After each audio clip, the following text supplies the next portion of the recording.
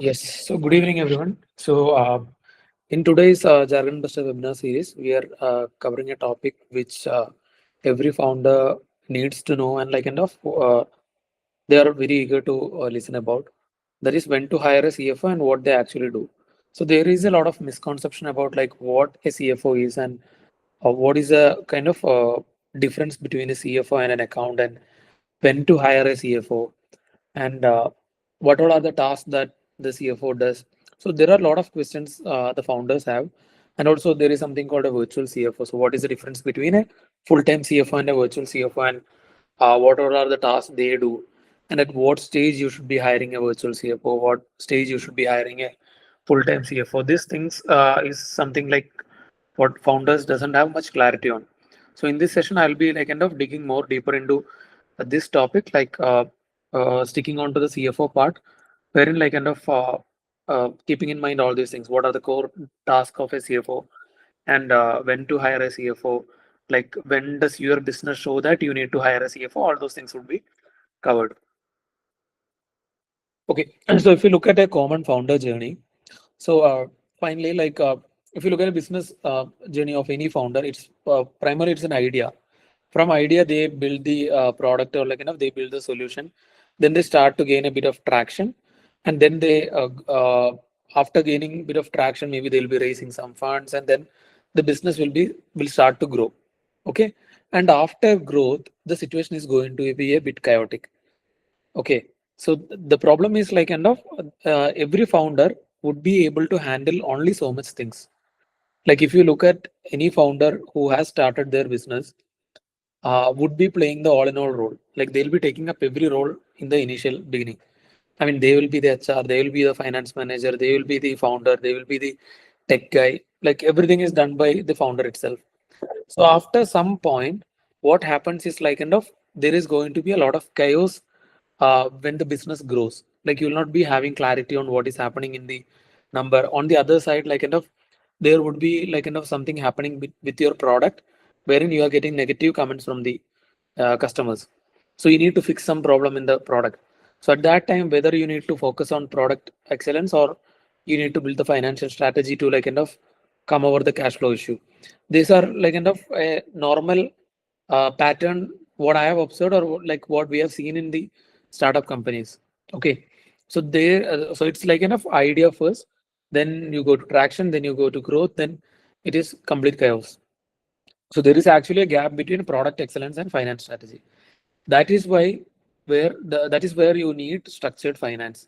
So when I say structured finance, it is something where you track all the things, you have clarity on what your numbers are looking like. Okay, so I'll go to the next slide. Yeah. So if you look at the different journey of a startup, I mean, I've explained this concept in my previous sessions as well. So here we are considering three major stages in a startup. So what is the founder focus in these three stages, and what is the finance reality in these three stages? This is what we are going to check. Okay. So first is the idea stage or early stage. Like I've told, it's you are having an idea, or you're building your own product, or maybe you might have built the product and you're starting to gain enough of traction. At this point of time, the founder's focus would be fully on building the product, how to sell their product, and how to survive. Okay, they're not focusing on making too much of profit, or they want to scale it up. Those kind of thoughts may not be coming at this point. They will be focusing on building, selling, and surviving. At this point, what is the finance reality is you need basic bookkeeping, which typically most of the founders may not be having at that point of time.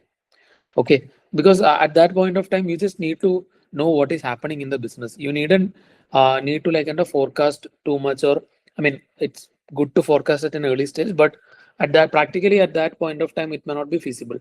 But at that point of time, what you need is a basic bookkeeping system. Okay, then we go to the growth stage. In the growth stage, the founder focus would be more on scaling the business and also building the team. Okay, I mean, so now you have a product, you have early customers, you have maybe you might have raised a bit of funding. So at that point of time, your thought would be completely focusing on how will I grow from here, how am I going to develop from here. That would be a thought, and also team building also, like whether I should hire a tech guy, whether I should hire a salesperson.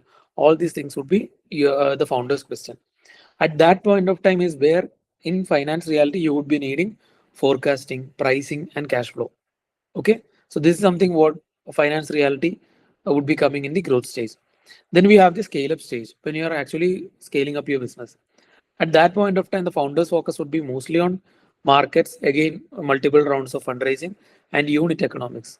Okay, when I say unit economics, it's like enough product level profitability or like enough unit level profitability. And in that at that point of time is where you actually need strategic finance and governance. Okay, so we'll discuss these points in detail in the coming slides. So just to understand, like enough in idea stage, the founder focuses on build, sell, and survive. Whereas in finance, you need basic bookkeeping. In growth stage, you need scale. I mean, founders focus on scale and team building, whereas you need forecasting, pricing, and cash flow. In the scale up stage, you would be looking for markets, like if you'll be studying the markets, you'll be focusing on fundraising and unit economics. At that point, finance reality is what you need strategic finance and governance.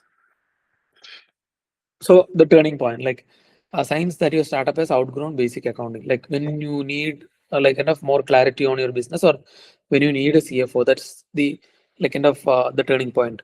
Okay, the first sign is that your revenue is increasing, but no clarity on profit.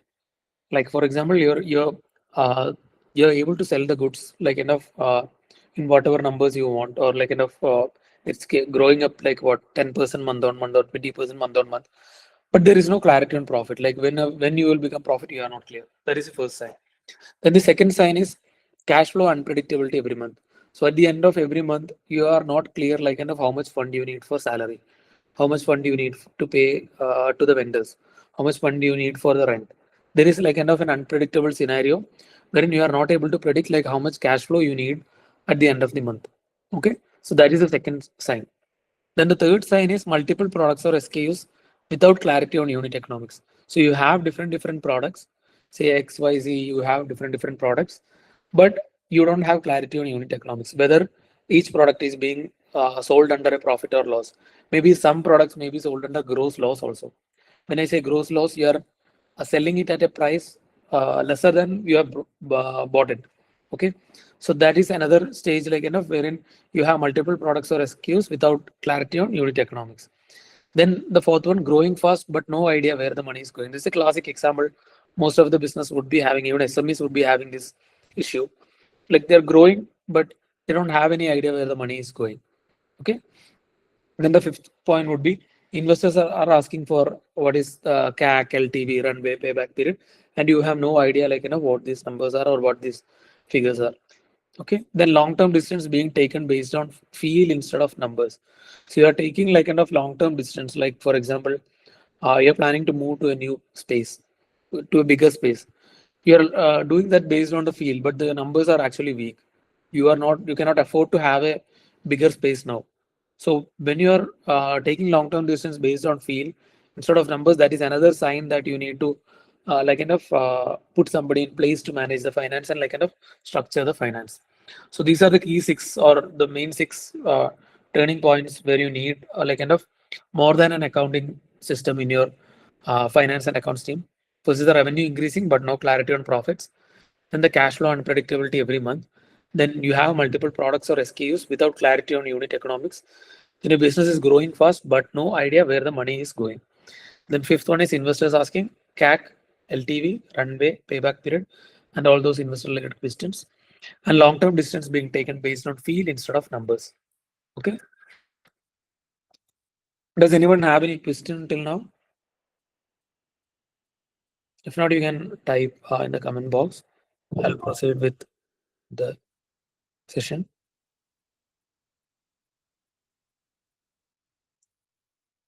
Okay, I'll proceed. Okay.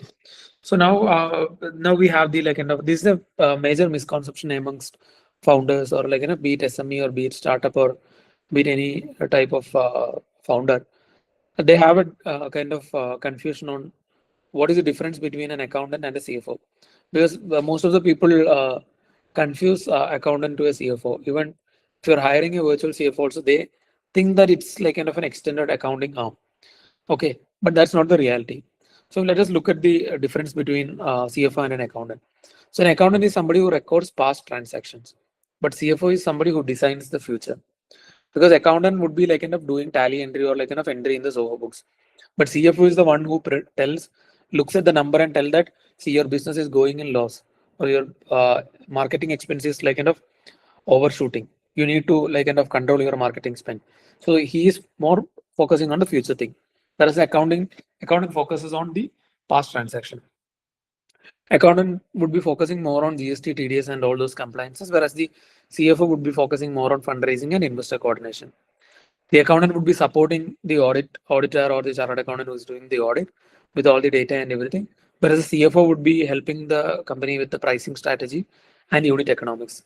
So like only if you have proper unit economics, you can work out a proper pricing for your product. So you need to know like kind of at what price you should be selling the product. And that price should not be like kind of too much higher than the market rate. Then nobody would be purchasing your product. So you need to fix a price.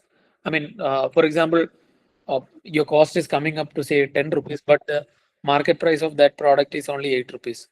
In that case, it means that you need to lower your cost to like kind of make that product feasible for the market. Okay. Then accountant leads with books and ledgers, whereas the CFO leads with cash flow, financial planning and analysis, and forecasting. Then the accountant has static reports, where I mean, when I say static reports, like it's just a report. Like you can have the report, like there is no proper insights, or like there is no what I would say, there is no inferences, or there is no proper insights you get from such reports. For example, an accountant submits the balance sheet and P&L, but a CFO is somebody who reads the balance sheet and P&L and let you know that, see, these are the things that is happening in your business. Okay, and they are more focused on business insights and decision support. Okay, so I think this is clear. We'll move to the next slide. So what a CFO actually does, a CFO helps founders answer crucial business questions. That is an online answer. But what are those questions? We'll just have noted down six important questions. First is, what is our runway? I mean, your accountant wouldn't be able to tell you like what is your runway. So you need somebody like who can track all these things properly and let you know like you have a runway of 6 months. What I mean by runway is like the months by which you will be short of cash for your business. Okay. Then are we profitable by product or customer segment? That is something like every founder needs to know. If there is a loss making a product or customer segment, you may have to rethink on your strategy, or you may have to sometimes wind down your product. I mean, that product or that division also. Okay. How much would be raised and at what valuation? This is something where a CFO actually can be of help, because most of the founders, what I've seen is like I mean, I've told this before also, they come up with a round figure and then do the back calculation of where they are going to allocate the fund. It shouldn't be that way. It should be in a manner like you are creating a business plan, you're analyzing how much gap you have and all those things. Okay. How should we price to improve margins? Again, I've told all those things in the earlier slide also, like how to price a product and how to improve the margins. Where are we bleeding money? Like if the business is like making a lot of losses, that is where the founder, I mean the CFO will have to step in and tell that like you are spending this much amount of money there. For example, today I had a call with a manufacturing company like whom we are doing the virtual CFO thing.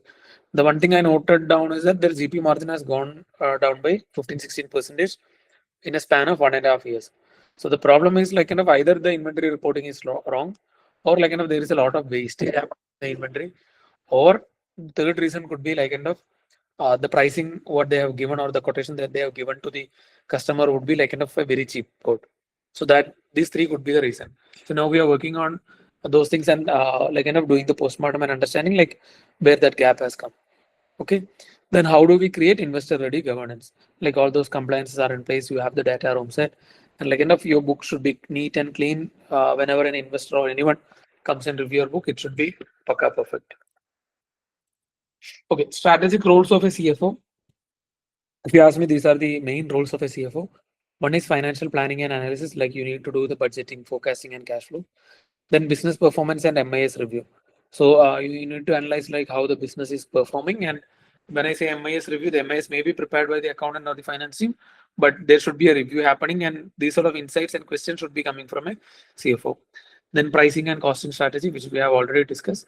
unit economics and KPI tracking. So KPI tracking means key performance indicators. There will be few KPIs related to every business. For example, in the hospital industry, one of the KPI is average. I mean, the cost per bed is a KPI, or the revenue per bed is a KPI there. But if you go to, any other business, the KPI can be different. Okay. What is the fifth one is the fundraising strategy and investor support. Then the sixth one is deal structuring and term sheet advisory. So when you have the deal happening, the CFO should come and advise, like, whether the giving equity, or like, whether giving preference share or debenture is good at this stage. And when you have a term sheet from the investor, the CFO should read that and understand and advise the founder that, like, whether the terms are good enough to go with, or like, whether we need to renegotiate the terms with the investor. Then we have risk and compliance governance. So wherein looking at the internal controls of the company, like, is there any fund leakage, or like, is there any manipulation or misrepresentation? All those things are there, and the governance with the compliances are like, the government bodies are in order, and you have everything in a proper track. Then the eighth one is board and management reporting. The CFO should be reporting to the board and the management. Okay. We'll move to the next slide. If anybody have any question, please you can raise your hand, or like, if you can post your questions on the chat box. Okay. We needn't wait till the end to ask the question. So Sachin is having a question. Yeah, Sachin, can you ask the question? I mean, are you able to unmute yourself?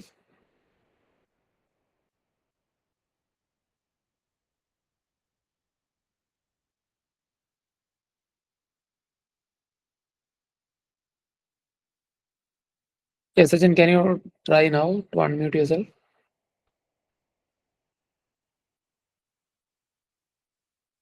Hello. You're on mute. Still, you're on mute.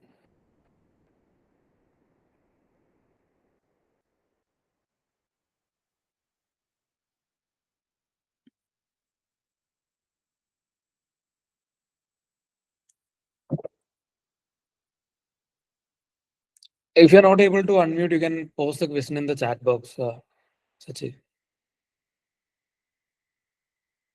I think there is some issue with the settings, I believe. I've enabled the settings to unmute yourself.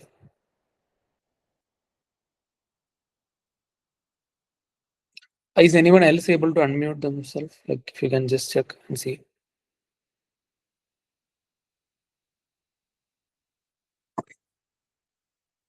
Okay.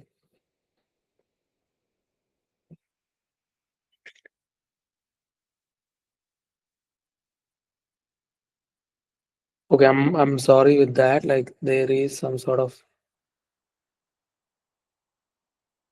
can you just check now? Yeah, now able to Yeah, unmute. okay. So Sachi, if you can ask the question, you can ask the question now. I think you'll be able to.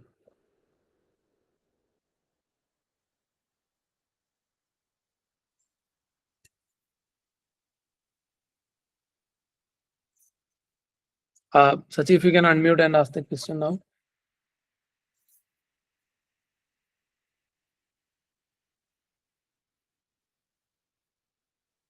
I think Sachi might be having some issue. We'll move to the. Yes, you will have to appoint a CFO and CA. I mean, we'll come to that. I mean, that's coming up in the next slides. We'll just go and like revisit your. Okay. So I'll move to the next slide. So when should you hire a CFO? Okay. These numbers are not like hard and fast rules or anything, but this is like a trigger point. I mean, ballpark figures, or like the general thumb rule. So when your revenue is crossing 5 to 10 crore annually, so that is when you will have to hire a CFO. So that stage is typically growth stage. Yeah, good. Yeah, I mean, we'll get onto the question later, Sachi. We'll take it towards the end, because those things are coming again in my slide. Okay. So the trigger point is the revenue crossing 5 crore or 5 to 10 crore annually. Okay. So typically, at what stage your company would be in the growth stage. Okay. Then is when you are preparing for an investment round. So when I say investment round, the typical stage would be pre-seed to Series B. Okay, so at that is a point where you will be required to hire a CFO. Then becoming multi-location or multi-product. The typical stage would be expansion at that time. So that is a point that can be a trigger point wherein you actually need to appoint a CFO. Then unclear cash flow and profitability. So that can be at any stage. I mean that trigger point can be at any point. Okay. Then the founder bandwidth stretched. When I say founder bandwidth stretched, like the founder is going to experience a burnout, like he's managing everything and he cannot do any more things. That also can happen at any time. Okay. So these are the typical trigger points and stages of the company wherein you should be hiring a CFO. First is, I mean, again, I'm telling the 5 to 10 crore number is not a hard and fast thing. It's just a like kind of general thumb rule kind of thing. So the revenue crossing 5 to 10 crore annually, you are in the growth stage, you need a CFO. You're preparing for an investment round, which is typically a pre-seed or pre-seed to Series B. At that point of time, you may be requiring a CFO. And why I haven't written post Series B is that obviously you would have hired a CFO by that stage. Your investors would have insisted you to hire somebody by that stage. Okay.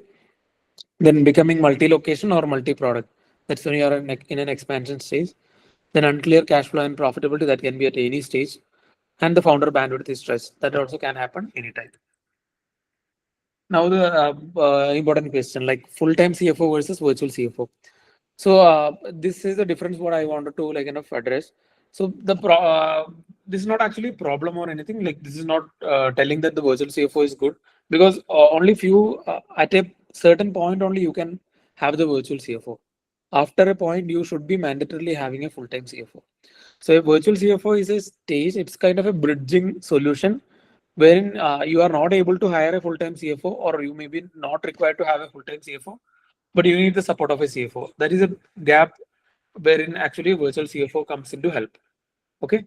So the main thing is like, the full-time CFO is actually expensive. Maybe you'll have to give him like what 50 lakhs to 1.2 crore per year plus ESOPs. Whereas virtual CFO, it's a fractional model at affordable cost. Okay, the cost won't be that much high. Even if you try to hire a qualified chartered accountant, fresher qualified chartered accountant, their starting salary would be somewhere around 10 to 12 lakhs per annum. Okay, that's going to be what, like around 90,000 or 1 lakh rupees per month.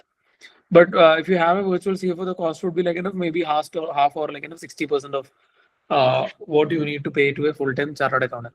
And the problem if you hire a full-time CA is that they may not be having that much number of work, that much work also to be done. So the thing is like you can go ahead with a virtual CFO, but if you hire a full-time CA, they don't have full-time work, they don't still you need to pay them 1 lakh rupees every month. So a fractional model at a affordable cost is what a virtual CFO does. Then full-time CFO is suitable for large and complex organizations. Virtual CFO is apt for ideal for growth stage startups. Okay. Again, at very early stage, you may not be required to have a virtual CFO because you would be required to have a virtual CFO, but you may not be affording, you may not be having money to spend at that point of time. Because at that point of time, every founder will be having a frugal mindset and they want to like keep the cost at a very point. Unless and until they experience the difficulty or like whenever they reach an investor only they understand that they need somebody with a finance background to support them. So that is when typically founders go behind a virtual CFO. Then full-time CFO is an in-house leadership, whereas virtual CFO is an on-demand strategic support. So with a full-time CFO, you have an in-house leadership team, you have a team being built under the CFO, whereas virtual CFO is an on-demand support. Whenever you need, they are there. And the problem with a full-time CFO is that it's a single perspective, like it's one person handling. Whereas in the virtual CFO, it will be a team of people. For example, we do virtual CFO services. We have around 20-25 people working in our company. So we have the like perspective from different people. Like, so that would be actually helpful for the business also. Okay. So I mean, virtual full-time CFO versus virtual CFO, it's expensive. The other one is a fractional model at an affordable cost. Full-time CFO is suitable for large and complex organizations. Virtual CFO is ideal for growth stage startups. Uh, Full-time CFO builds an in-house leadership. Virtual CFO is an on-demand strategic support. Full-time CFO has a single perspective, whereas the virtual CFO has access to an experienced team. Okay, now what does structured finance looks like? So I have been using the term like structured finance. Now let us see like how does it look like. Okay. So when we say structured finance, the first thing is like you have a proper MIS and dashboard. So when I say MIS, it can be the profitability, it can be the branch level profitability. It's a management information system. You can build it in any way you need. But typically P&L is a part of P&L and cash flow is a part of MIS. Okay, and dashboards. You can create a Power BI dashboard or a Google Data Studio dashboard where you can see like what is happening in your business and what are your key performance indicators. Then the second one is monthly reviews with action points. So you'll be having a proper monthly review with action point. You'll be discussing like what were the action points for the previous month, how it has been sorted during this month, and what all are the actions for the next month. So what happens is like there is a progress happening and it is being tracked properly, and there is going to be definitely there is going to be change in your business. Then the third one is predictable cash flow visibility. So you know at the end of the month, this is going to be your cash gap. You will be required to like arrange some funds at the by 5th of this month or by 10th of this month. Or maybe like you need to increase the sales by end of this month to like be ready for paying salaries and rents. Okay, so that is a predictable cash flow visibility. Then board ready reporting. So you have the reporting and all these things ready to be presented for the board at any point of time. Okay, then clean financial discipline and governance. So you are paying taxes on time. You are filing all the MCA related things on time. You're filing income tax returns on time. You're paying GST on time. Everything is happening properly, and you're documenting all those things properly and foldering it and everything in a neat manner. Again, investor friendly systems and documentation. So investors would also want to know what is happening in your business. There will be few investor reports what the investor would be wanting, and the documents are kept in a proper manner so that whenever you have a due diligence or like an investor coming up and asking you any question, you will be like handy with all the data in place. So this is how a structured finance will look like. One is the proper MIS and dashboard, monthly reviews with action points, predictable cash flow visibility, board ready reporting, clean financial discipline and governance, investor friendly systems and documentation. Okay, now impact with CFO in place. We can just look at a before and after scenario. So before it would be like distance based on assumption. So you're taking a distance based on assumption. Afterwards, you'll be taking data back distance. Like so if you hire a full-time tech guy, you're going to burn this much amount, but the result will be coming only after 3 months. So are you ready to bear the cost for those 3 months? Now it's a data back decision. But when you're doing I need a tech guy, I don't know like what is happening in the business. There is no predictability. There is no clarity. Okay. Then cash crunch every month before. After it is predictable runway. So what is your runway and what is happening in your business. Confusion in pricing before, optimized pricing and margins after. Random expenses before, controlled measurable spending after. Okay. Then struggle before investor meets before, confident discussions with clarity after.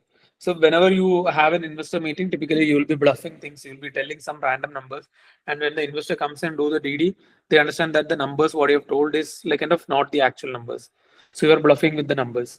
So that's going to be a red mark on you. But when you are confident with the numbers and when you have clarity on what is happening in your business, your words will be so much confident and your the investor would be attracted, and the investor would be keen to invest in your company when you have that sort of clarity. And real founder problem solved. So these are the few founder problems that is solved by a CFO. When his business is growing, but we are always low on cash. Margins look great on paper, balance says otherwise. Investors ask metrics we didn't track. Okay. Multiple teams, zero alignment. We don't know where we are heading financially. So these are few real founder problems which are actually being solved by a CFO. Okay. How we support startups and SMEs? I mean, we as a CFO or we as a consulting firm, how we support is we offer strategic finance leadership. We help them in their business performance review. We help them with the unit economics and revenue optimization, even in the pricing strategy also. That is somewhere I typically work on. I mean, in fact, my next session is going to be the pricing strategy or how to price in a consulting business. Then investment readiness and due diligence support is something what we typically do for our clients. Then structured reporting and governance, like we help them with all the reporting and the governance things as well. This is how we support startups and SMEs. So key takeaways: finance is not accounting; it is a strategy. Okay, CFO is a growth enabler, not a compliance person. So the CFO is not meant to do all your ROC filings and GST filings. He should be enabling growth. Okay. Hire a CFO before things get messy, not after. So you need to have a CFO. It can be virtual CFO or a full-time CFO before things get messy, not after things getting messy. Because if it gets messy and you hire somebody, they will also be requiring a bit of time to clear off all the pending stuffs and get things on track. Structured finance is a competitive advantage. So if you go to an investor, there is a company A and company B building the same product at same level, but if company A has more structured finance, the probability of them getting the funding is like kind of what 2x or 3x than company B would be getting the funding. Okay, the earlier finance strategy starts, the smoother scale becomes. So if you start with the finance strategy at the very early scale, it will be easier for you to scale the business. Okay. Okay, so start thinking like a scale up, not a startup. That's a important message I have to tell every founders out here.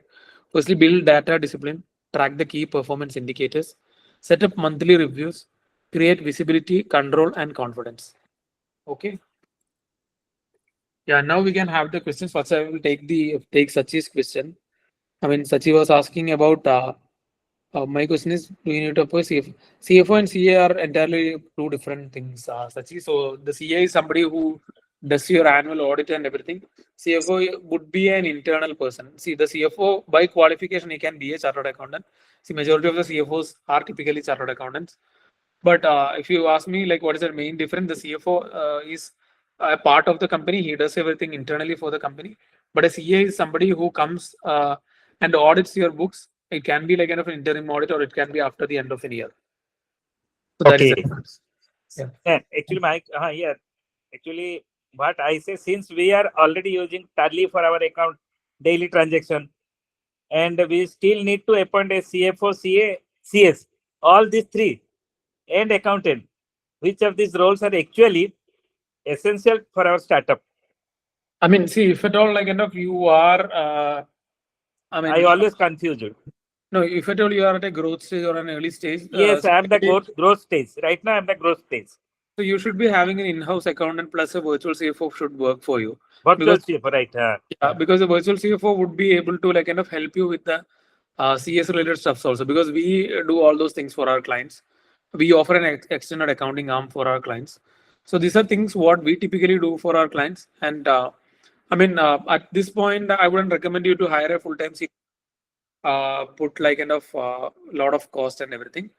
Okay. And anyway, you need to have a chartered accountant at the year end to do your audit, because your internal doing, for example, we are also a registered CFO. We are not supposed to do the audit of a company where we are engaged as a virtual CFO, because Okay. audit is something what we need to do as an independent exercise. Acha, what about the Tally? Should we kept in the Tally or not? I mean, it can be any software which you are comfortable with. Ideally, these days I recommend clients to have some online software like Zoho or Odoo or something like that. But few people prefer to have Tally. You can have it in Tally. The one issue with Tally is that it's not. I mean, the access to data is not that easy. In Zoho, you have mobile app and it's a cloud version. You can do it from anywhere. All those things are there. Okay. Okay. Thank you. Thank you. So Shahzol was asking if we hire good accountant, then we can skip. No, Shahzol. Like, I mean, that was already mentioned in my slide earlier. So accountant, the duty of an accountant is to do the data entry and like kind of help you with all the basic compliances. So if you hire a good accountant, he has got like enough good brains and like enough good strategic thinking. Maybe it would be enough at this stage.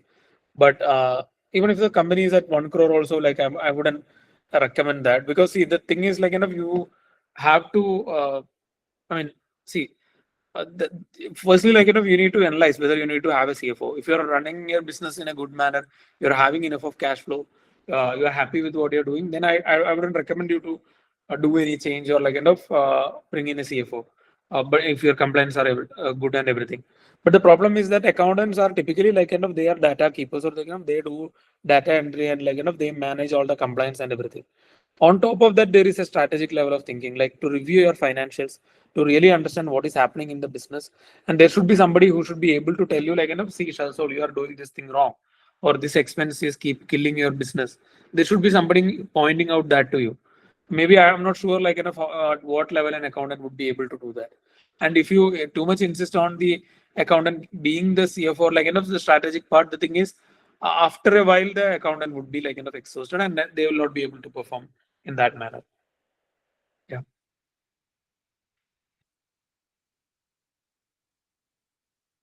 Does anyone else have any other questions?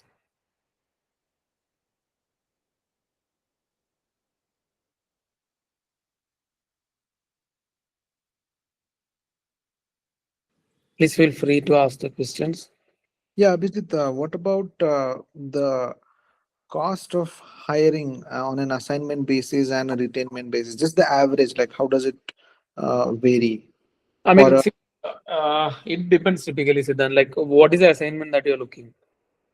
so I wanted to know just today, like for someone who is just started earning revenue in for year one and year three, what would be the range of having someone on an assignment basis, as in uh, for the projections and forecasting, not projection, for the forecasting and uh, cash flow, and on a retainment basis, like how does it vary? I mean, see, typically, like, I mean, I don't know, like, how the industry works. I can help you with my example. So, typically, what I does is that, I mean, so we have a like, standard pricing for what is happening in the business or like what all services we are doing for the client on a projections or like, investment readiness assignment. So, typically, when we do a retainer, it would be like a long-term kind of thing. Okay, So overall, if you look for 1 year, the cost of a retainer would be higher because you're okay, multiplying it by X amount of money. But okay, the problem with project level assignment is that you'll have to pay all those money in like what 1 or 2 months. But in a okay, retainer, you get to like spend it across like what 12 months or whatever it okay, is. And the problem with assignment level is that especially what I have seen with projection specific and all these things is that uh, mm, there would be like iterations keeping on happening. And yeah, typically, even when I give proposal to my clients, I tell that up to 3 iterations, this is what my fees is. More than mm-hmm. 3 iterations, I'll be charging you top up because Okay, I know for the fact that when you go and go to an investor or when you go to somebody in the market, they'll be mm, having their own feedbacks and suggestions. And maybe mm-hmm. like if you being a founder, you may like want that change to be incorporated in your projection and pitch deck. Which Okay, at every time if you have somebody on an assignment basis, it's going to be an incremental cost. But if you okay, have a virtual CFO, like they'll work closely with you. They will get on the call with you, call okay, with the investors with you. So they'll like advise you properly, like what is happening. okay. Yeah. And the cost, this is suppose twice in a year I need you to do my projections or do the forecasting and see whatever is the consumer data for now for a service based business. And then how does that now does this come under an assignment basis I mean, thing? yeah, typically that those things are assignment basis things. I mean, but see, virtual CFO is something like it's a running engagement always. I mean, Mhm. so for the even if you split the project level fees into a retainer model, that doesn't come to a virtual CFO. Since virtual CFOs charge the amount on a retainer basis, that doesn't mean that any project can be a virtual CFO assignment. Any Mhm. project can be made in a retainer model, but any project can't be a VCFO service. See, VCFO, like, you need to evaluate on every month. I mean, Mhm. at some point, like, where you feel that, oh, now the business is so big that this person cannot manage on its own. I need a full-time person in-house and Mhm. let this person overlook that full-time person or like, let both of them work and sort my finance. You need to reach at that point. Okay, But so typically it's uh, like, yeah. Mm. Yeah, yeah. So that is a little far away thing for at least for me. What I wanted to know was if I wanted to sit with you and then do my projections and forecasting for 6 months, and after 6 months I come back to you and tell you this thing have happened, and then can we do the next 6 months? How does that engagement work? That is what I wanted to. I mean, see, if you're looking for an exact pricing or something, I mean, we can get on a proper a Okay, call and discuss all those things okay, because I need to know a few things before committing to like all these okay, things. okay. You can always get my mail In ID. in general, like what is the range? I just wanted to know. Like not yours, like in general, We'll what is discuss the that market? on we'll discuss that on personal call, Siddhant. I mean, that's better. Okay, okay, Yeah. fine.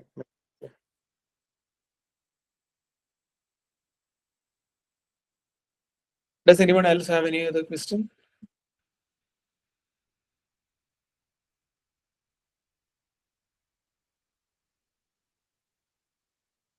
Also, we'll be having these sessions like kind of in a bi-weekly manner. So if you have any further queries or doubts, you can connect with Richa or Dinesh. Both of their numbers are there on the chat. And Dinesh, if you can share the WhatsApp group link, you can join our WhatsApp group wherein we keep updates on the upcoming sessions and everything. And the most probably the next session is going to be how to price your service industry business. Okay, so that's going to be very critical for manpower oriented businesses like IT services or like kind of CA firms, legal firms, and all. Yeah. I mean, in that case, let us wind up the session. Dinesh has put the WhatsApp chat link, I mean, the group link. Okay, so thank you, everyone. Thank you. Good evening, good night. So, thank you for being in the call and thank you for being active. So, hoping to meet you all in the next session.